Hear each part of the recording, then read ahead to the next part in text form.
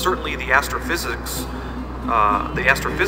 don't have an answer to this, although they'll reject it, out of hand. I think that's an open question. It needs to be looked at. It's the eternal, infinite, divine self that is the source consciousness from which we all come. So that's represented in the Maya creation myth by the deity named Hunahpu.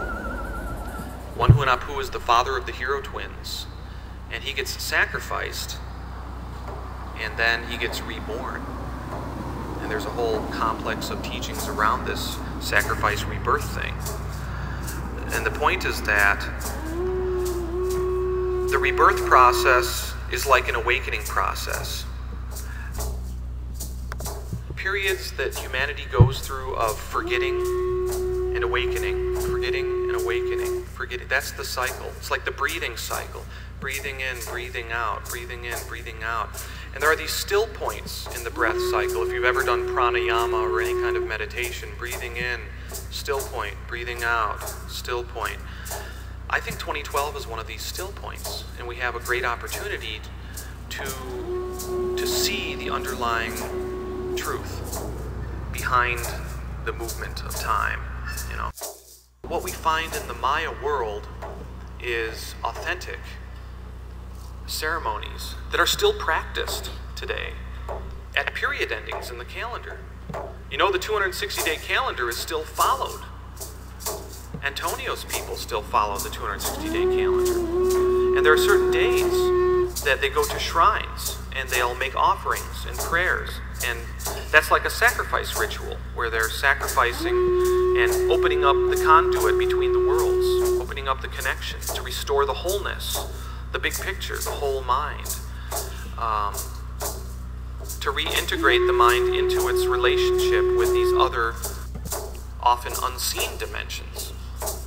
That's what the shaman does. And we all have this potential for being in touch with these unseen dimensions of our own beings. Now, when consciousness is seduced and stuck to ego, then there's a great sort of suffering on a spiritual level, because the consciousness has been limited and put in a box, you might say. So when people talk about spiritual awakening and spiritual practice, I think we're all sort of like trying to learn how to get outside of that box, and to not have to suffer under the tyranny of self-serving egoism. And so this is how it plays out in the creation myth. You actually have a beautiful story that involves one Hunahpu, which is consciousness reborn to its full awareness of true divine eternal self. And then you have this other deity in the creation myth named Seven Macaw. Macaw, the bird that, the macaw bird that squawks, the Seven Macaw. In the creation myth, Seven Macaw is a bird deity that appears at the end of the cycle, towards the end of the cycle. And he squawks loudly. He's the vain and false ruler that appears at the end of the cycle, squawking loudly, deceiving humanity, controlling them through fear, distracting them with his glittery ornaments, keeping consciousness stuck to the surface appearance of reality. And this is the metaphor that the Maya insight for the cycle ending, for the times that we are currently living in. And I think it's spot on. It's exactly spot on. The Maya prophecy for 2012 is coming true today.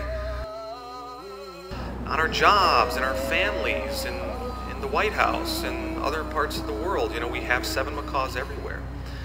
But the underlying archetype of self-serving egoism is the thing that we need to sort of like uproot.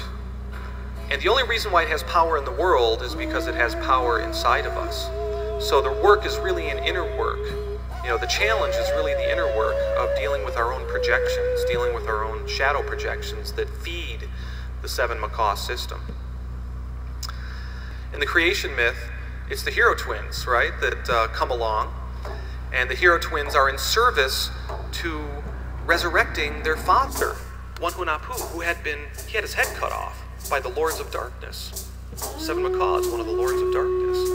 He's kind of the chief Lord of Darkness, in a sense. So the hero twins have to do battle in the ball court with the Lords of Darkness, and they trick them all, and they also trick Seven Macaw, and he falls from the tree. It's the demise of the ego, you know, and placing ego back into right relationships. So this is the profound sort of spiritual teaching that you find in this quaint story that often just gets looked at as a fairy tale of a forgotten people or something. But we can't underestimate the power of myth and story. Mythology encodes profound teachings. You know, one of my great heroes was the mythologist Joseph Campbell. It's funny, like, he had such a profound and deep understanding of mythology and the archetypes that operate inside of mythological stories and how they're universal teachings. Now, in our, you know, we often think of myth, you know, the way it's used is it's like synonymous with a lie. Oh, that's just a myth, you know, it's a lie, you know, or something. That's not what myth really is. Joseph Campbell said that myth is the secret opening through which the inexhaustible energies of the cosmos pour into human cultural traditions. So myth is really sort of a doorway, and the symbolism, the archetypes that operate within the myth are sort of symbolic doorways through which we can reconnect with the divine wisdom.